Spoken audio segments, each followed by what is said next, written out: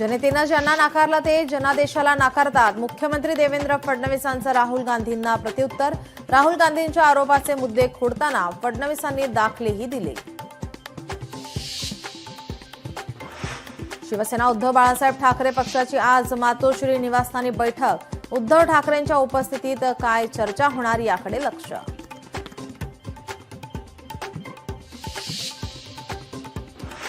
शेतकऱ्यांची संपूर्ण कर्जमाफीसह दिव्यांगांच्या विविध मागण्यांसाठी बच्चू कडू आक्रमक. आजपासून अन्नत्याग आंदोलनाला सुरुवात.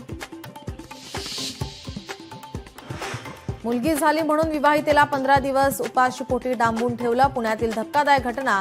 सासरच्या 4 जणांविरुद्ध गुन्हा दाखल. डॉक्टर व्हायचंय पण शिक्षणाचा खर्च परवडत नाही. अमरावतीच्या दर्यापुरात विद्यार्थिनीची आत्महत्या. देशात कोरोना रुग्णांची संख्या 5,000पार. महाराष्ट्रात 577 रुग्ण तर केरळमध्ये सर्वाधिक 1,806 कोरोना रुग्ण.